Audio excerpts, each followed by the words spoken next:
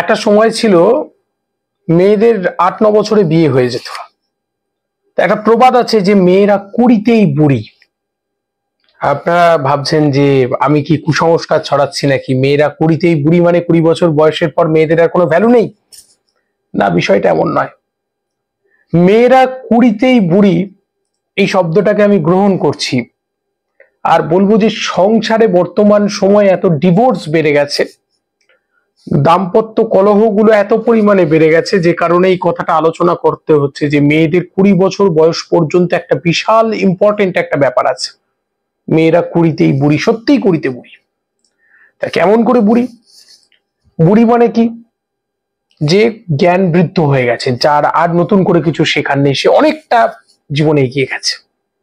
তাই 20 বছর পর্যন্ত এত ইম্পর্টেন্ট কেন? দেখুন, এখন বলছে বিজ্ঞান বলছে 21 বছরের আগে মেয়েদের মা হওয়াটা ঠিক নয়, মেয়েরা সংসার করার উপযোগীও নয় এখনকার সময়। পড়াশুনো শেষ করতে করতে 20-21 হয়ে যায়, 21 হয়ে যায়। ছেলেদের 21 বছরে ছেলেরা সাবালক হয়, মেয়েরা অনেক ক্ষেত্রে তাই। এখন মেয়েদের সংসার করার জন্য যে শিক্ষাটা লাগে, সংসার করতে হয়, কত দায়িত্ব, কত রেসপন্সিবিলিটি, কার সঙ্গে কিরকম আচরণ করতে হয়, এইটুকু শেখার শেষ ডেডলাইন হচ্ছে 20। প্রত্যেকটা মেয়ের মাকে উচিত মেয়েকে শেখানো কেমন করে সংসারে, মায়েরা কত কিছু সহ্য করে, মায়েরা কত কি করে সংসারের জন্য, সেগুলো মেয়েকে শেখানো। এতে কি হবে? মেয়ে সুন্দর করে সংসার করতে পারবে, আগামীতে ডিভোর্স হবে না।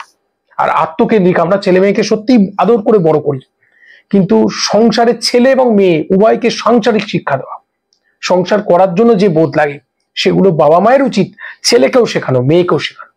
মেয়েদের বেশি করে শেখাতে হয়। আর ছোট থেকে আমরা তাদেরকে আদর আহ্লাদ দিয়ে ইগোয়েস্টিক করে ফেলছি এখনকার সময়। দেখবেন এখনকার ছেলে মেয়েদের জেদ বেশি, খুব জেদ, খুব রাগ। এই ইগো কিন্তু আলটিমেট তাদেরকে ধ্বংস, তাদেরকে পরবর্তী জীবনে তাদের জীবনে প্রবলেম ডেকে নিয়ে আসছে।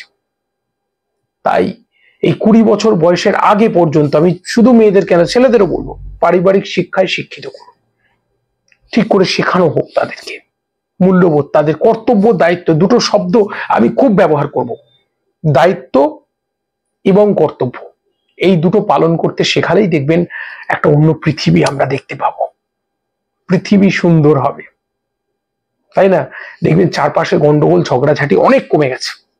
তা আসুন না আমরা একটু চেষ্টা করে দেখি। পরবর্তী পর্বে বিস্তারিত আলোচনা হবে। সঙ্গে থাকুন, স্বস্তি বার্তার সঙ্গে থাকুন।